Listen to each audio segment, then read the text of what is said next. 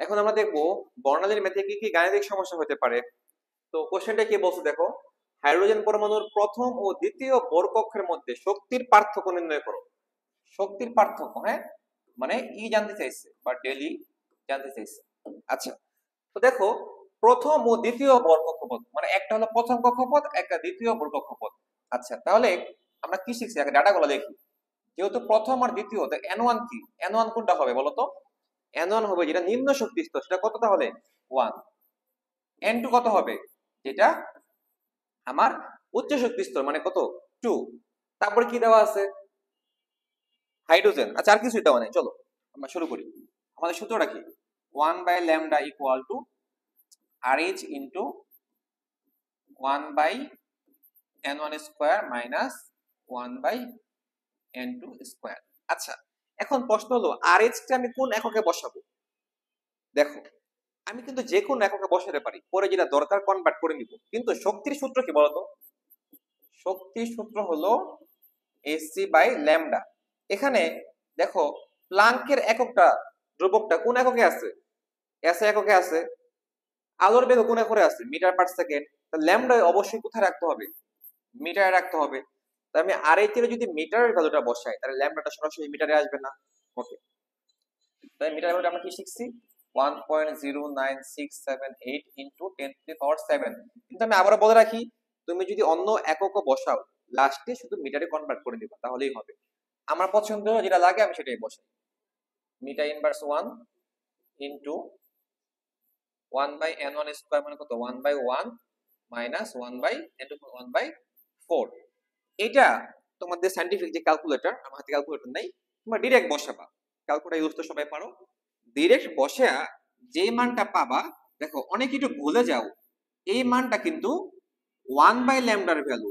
1 by ল্যামডার value এখানেই আমরা answer করে চলে যাই অনেক সময়, না খেয়াল রাখতে হবে এটা 1 বাই ল্যামডার ভ্যালু। তাহলে আমার লাগবে কি?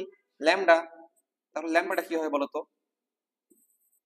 ল্যামডা ইকুয়াল টু হবে 1 ভাগ আনসার। তুমি ক্যালকুলেটরে আনসার লিখে ইনভার্স 1 দিতে পারো, অথবা ফ্র্যাকশনের চিহ্নটা এনে উপরে 1 নিচে আনসার। তাহলে আমার ভ্যালুটা চলে আসলো কিসে দেখো তো? মিটারে চলে আসলো, নিচে মিটার। তোমরা একটু বসে নিও কষ্ট করে। এটা হলো একটা টাইপের ম্যাথ। আচ্ছা, এই ম্যাথটা ধরো এভাবে না এসা আমি আরেকটা ম্যাথ তোমাদেরকে বানায় করাই, দেখো বুঝতে পারছো এটা আশা করি। না বুঝলে কমেন্টটা বললো, বুঝাই দিব। আমরা আরেকটা ম্যাথ দিই। ধরো তোমাকে বলা হলো যে ইলেকট্রন চতুর্থ কক্ষপথ থেকে, চতুর্থ কক্ষপথে থেকে দ্বিতীয় কক্ষপথে, কার ইলেকট্রন? অবশ্যই হাইড্রোজেনের ইলেকট্রন। দ্বিতীয় কক্ষপথে ইলেকট্রন স্থানান্তরের ফলে, স্থানান্তরের ফলে, স্থানান্তরের ফলে বিকিরিত রশ্মির, বিকিরিত রশ্মির বর্ণ কিরূপ হবে? বর্ণ কিরূপ হবে? দেখো আমি যে একটা ম্যাথ এখানে লিখতেছি, সাইডে কিন্তু লেখি নাই কোন বোর্ড, এটা কোন বোর্ডে আসছে, এটা এতগুলা বোর্ডে আসছে, আমি এখানে লেখা পুরো বোর্ডে জায়গা দেওয়া পারবো না।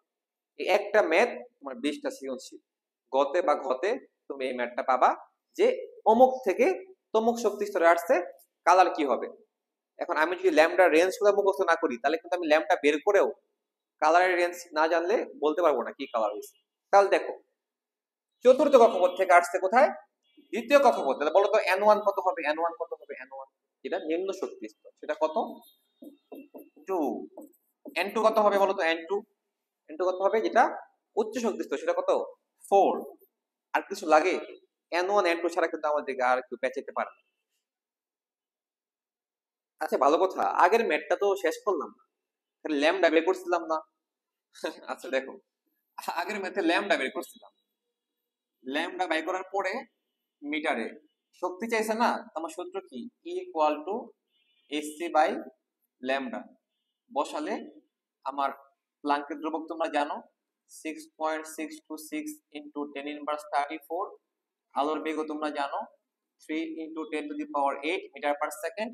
ল্যামডা যেটা বের করছি, শক্তিটা অবশ্যই কিসে আসবে? জ্বলে আসবে।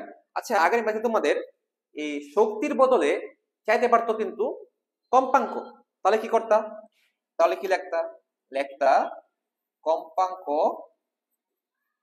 New equal to c by lambda. এখানেও কিন্তু তোমার ল্যামডাটা মিটারে বসাতে হবে, কারণ আলোর বেগ যে উপরে মিটার পার সেকেন্ড।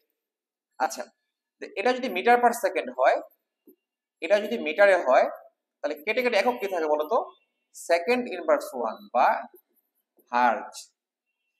তোমাদের কাছে তরঙ্গ সংখ্যা যেতে পারতো, তরঙ্গ সংখ্যা কি দিয়ে শিখাইছি, তরঙ্গ সংখ্যা, তরঙ্গ সংখ্যা nu bar equal to 1 by lambda. ওই যে 1 বাই ল্যামডা বের হয়েছিল না, ওইটাই আমার নিউ বার। তাহলে সবকিছু ডিপেন্ড করতেছে কার উপর, ল্যামডার উপর। ল্যামডা কার উপর ডিপেন্ড করতেছে, n1 আর n2 এর মানের উপর। আর এর চেয়ে ভুল করা যাবে না, আর এসটা মেইনটেইন করতে হবে ঠিকমতো সঠিক এককে। আচ্ছা, এবার দেখো তো, তো এই ম্যাথটা নরমালি আমি তোমাদেরকে পরামর্শ দিব যে ল্যামডাটা তুমি মিটারে বাই করবা, মিটার থেকে যেখানে লাগে, সেন্টিমিটার লাগে, ন্যানোমিটার লাগে। কিন্তু আমি তাও দেখি যে অনেকে এই মিটার থেকে ন্যানোমিটার নিতে যেয়ে ভুল করে। আমার বলে ঠিক আছে, তোমাদের জন্য একটা বিকল্প আছে, ওই যে শিখাই দিছি আর এইচ এর মান ন্যানোমিটারে শিখাই দিছি 10^2 ন্যানোমিটার। যেহেতু আমি আগে থেকেই জানি, যেহেতু কালার জানতে চাইছে, কি জানতে চাইছে, কালার, আর কালারের রেঞ্জ গুলা আমি মুখস্থ করছি কিসে, ন্যানোমিটারে। তাহলে আমি আর এইচ ও ন্যানোমিটারে বসাই, ল্যামডা আমার ন্যানোমিটারে বেরোবে। চলো, তাহলে আমার সূত্র কি, 1 by lambda equal to R H into 1 by L1 square minus 1 by N2 square. তাহলে 1.09678 into 10 inverse 2 nanometre inverse 1 into 1 by কত হলো বলো তো, N1 স্কয়ারে 4 মাইনাস 1 বাই 16।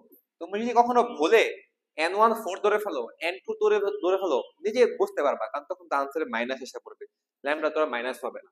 এটা করে আমি যে ভ্যালুটা পাবো, সেটা পাবো ন্যানোমিটার ইনভার্স 1 এ। উল্টাই দিব, ল্যামডা ইকুয়াল টু কি হবে, 1 বাই এটা ন্যানোমিটার।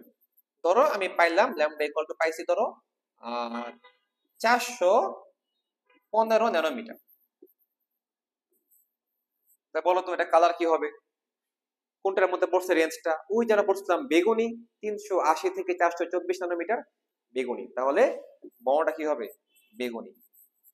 যদিও আমার যতটুকু মনে আছে এই ম্যাথের আনসার আসলে 424 দশমিক কি জানো বা 487, যেটাই আসুক, যেটাই আসুক, তোমার সবগুলা রেঞ্জ তোমার জানা আছে, আসমানি নীল, তুমি জাস্ট সিস্টেমটা ফলো করবা, প্রসেস ফলো করবা, হয়ে যাবে।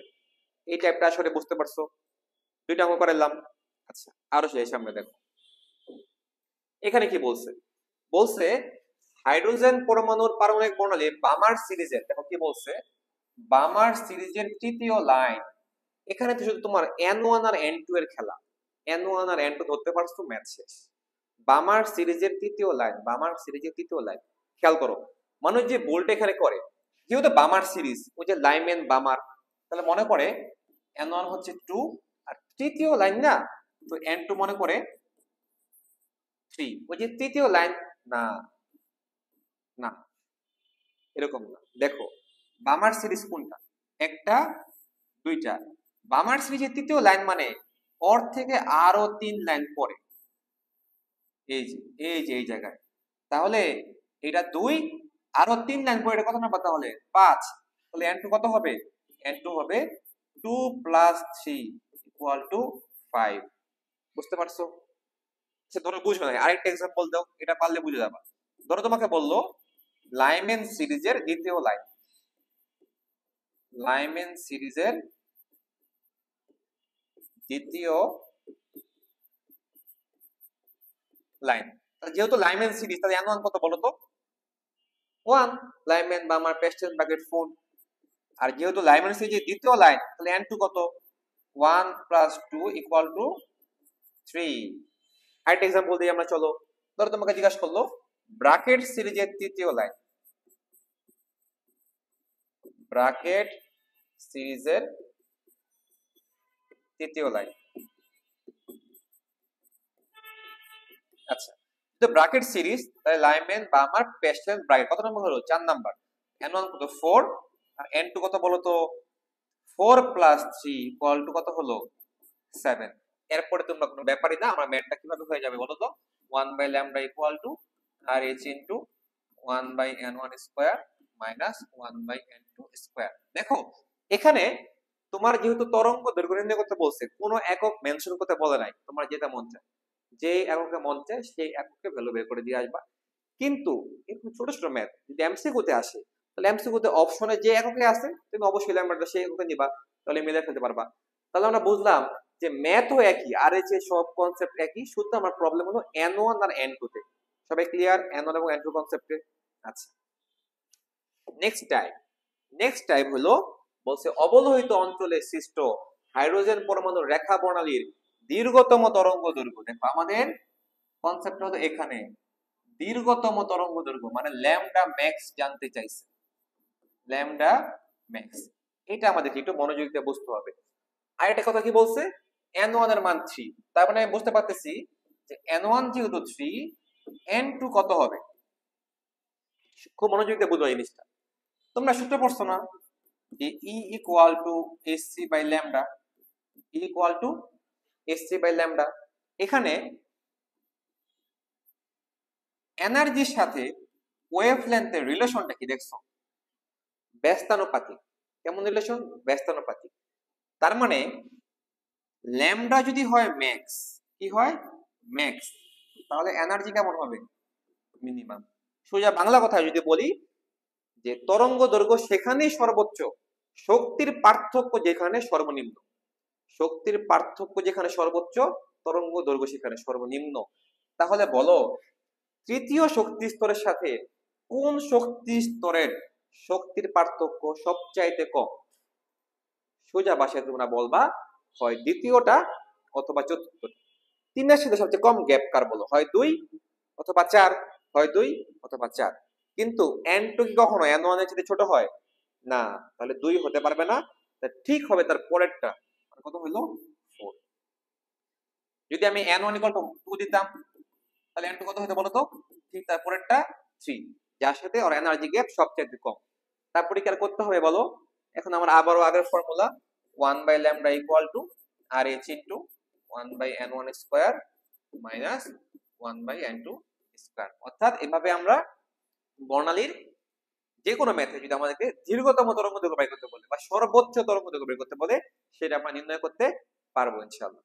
আচ্ছা, এরপর যেটা আমরা বলবো হ্রস্বতম তরঙ্গ দৈর্ঘ্য, বা তোমাকে বলতে পারে সর্বনিম্ন তরঙ্গ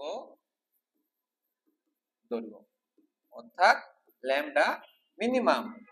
সেম ভাবে দেখো আমার আগের ফর্মুলা অনুযায়ী, দেখ তোমরা জানো যে এনার্জির সাথে তরঙ্গ দৈর্ঘ্যের সম্পর্কটা কেমন? ব্যস্তানুপাতিক। কেমন সম্পর্ক? ব্যস্তানুপাতিক। তাহলে ল্যামডা যদি হয় মিনিমাম, তাহলে এনার্জি কি হবে? ম্যাক্সিমাম। এনার্জি কি হবে? ম্যাক্সিমাম। আচ্ছা, তাহলে n1 কত বলো তো? পেস্টেন লাইম্যান বামার পেস্টেন। তাহলে n1 যদি হয় 3, তাহলে n2 কত হবে বলো? এখন এটাই হলো কোশ্চেন যে 3 নম্বরের সাথে সবচাইতে বেশি শক্তির পার্থক্য কার? এই যে বলছিলাম না এনার্জি ম্যাক্স হতে হবে, তৃতীয় শক্তি স্তরের সাথে সবচেয়ে বেশি শক্তির পার্থক্য তাহলে কার? আচ্ছা দেখো 4 বলতে পারবো, 5, 6, 7, 8, 9, 10 এগুলো বলতে পারবো। আমি কি জানি কোনটা? জানি না। তাহলে কি হবে? ইনফিনিটি। কি হবে? ইনফিনিটি। তবে হ্যাঁ, যদি ভাবে সিরিজ একে দেয় যে 1 2 3 4 5 6 7, 1 2 3 4 5 6 7 যদি বলে দেয়, বরং 3 নাম্বার আসতে বলছে, তখন কিন্তু আর তোমাকে মেনশন করে দিছে যে সর্বোচ্চ কত হতে পারে? 7। তখন n2 এর ভ্যালু 7 বসাবা, কিছু মেনশন না করলে ইনফিনিটি। এখন বলতে পারো আমি সূত্রে ইনফিনিটি আবার কেমনে বসাবো? চলো বসাই দেখাই। তাহলে আমার সূত্র কি বলো? 1 by lambda equal to RH into 1 by n1 square minus 1 by n2 square না? আচ্ছা, তোমরা বলো তো ইনফিনিটি মানে কি? ইনফিনিটি মানে হলো 1 বাই 0, অর্থাৎ কোনো কিছু নিচে যদি 0 আসে ভগ্নাংশে, তাহলে সেটা অসংজ্ঞায়িত হয়ে যায়, ইনফিনিটি হয়ে যায়। তাহলে কি আমি বলতে পারি যে 1 বাই ইনফিনিটি মানে কত? 0। দেখছো আমার কিন্তু সূত্রে এটা 1 বাই ইনফিনিটি আকারে বসবে। দেখো 1 বাই 9 ইনফিনিটি যদি আমি স্কয়ার করি তাহলে তো ইনফিনিটি হবে। এটা কি হয়ে গেল? 0। এটা জাস্ট কি দাঁড়াইলো? RH into 1 by 9। পরে উল্টায় ফেলতে হবে ল্যামডাটা। বুঝতে পারছো? 1 বাই ইনফিনিটি ভ্যালু কত হলো তাহলে? পুরোটার মান কত? 0।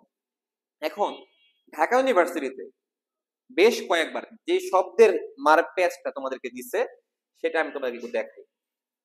তোমরা পড়ছো না দীর্ঘতম তরঙ্গ দৈর্ঘ্য, দীর্ঘতম তরঙ্গ দৈর্ঘ্য, এটার বদলে যদি তোমাকে বলে দেয় যে দীর্ঘতম বা ক্ষুদ্রতম তরঙ্গ সংখ্যা, দীর্ঘতম ক্ষুদ্রতম দেখলেই আমরা অনেকে গদবাঁধা করে দিই, ল্যামডার ম্যাকটা করে দিই। দীর্ঘতম তরঙ্গ সংখ্যা, তরঙ্গ সংখ্যা তার মানে দেখো নিউ বার, তরঙ্গ সংখ্যা কি নিউ বার ইকুয়াল টু 1/λ। কেমন রিলেশন বলো, কেমন রিলেশন? ব্যস্তানুপাতিক। তাহলে নিউ বার যদি ম্যাক্স হয় তার মানে ল্যামডা কি মিনিমাম, আর ল্যামডা মিনিমাম হলে এনার্জি কেমন ম্যাক্সিমাম। তাহলে নিউ বার যদি ম্যাক্স হয় তাহলে আমার ম্যাথ করতে হবে আমি যেটা শিখাইলাম ল্যামডা মিনিমামে যেটা শিখাইলাম উল্টা হবে, উল্টা হবে। তা খেয়াল করতে হবে যে তরঙ্গ দৈর্ঘ্য সর্বোচ্চ বলছে না তরঙ্গ সংখ্যা সর্বোচ্চ বলছে। আশা করি তোমরা বুঝতে পারছো। সৃজনশীল করো, অ্যাডমিশন করো, যেখানেই করো না কেন বর্ণালী ম্যাথ এই টাইপেরই হয়। তবে তোমার সাথে মাঝে মধ্যে একটু দুষ্টামি করতে পারে, তোমাকে ল্যামডা দিয়ে দিতে পারে, ল্যামডা দিয়ে বলতে পারে যে কত নাম্বার শক্তি স্তর থেকে আসছে, এন টু কত, ঠিক না? বা কোন শক্তি স্তরে ফেরত আসছে জিজ্ঞাসা করতে পারে যে ল্যামডা দেওয়া আছে, এন টু দেওয়া আছে, এন ওয়ান কত। এটা কি তুমি যা সাইড চেঞ্জ করবা, বাম থেকে ডানে নিবা, গুণ করবা, এন ওয়ান বের হয়ে যাবে। ল্যামডা তো দেওয়াই আছে, তবে ল্যামডা অবশ্যই সে এক করে রাখবা যে এককে তোমার আর এই অর্থাৎ দিন ভাগ ধ্রুবকে তুমি মানটা বসিয়েছো, একই এক মেনটেন করতে হবে।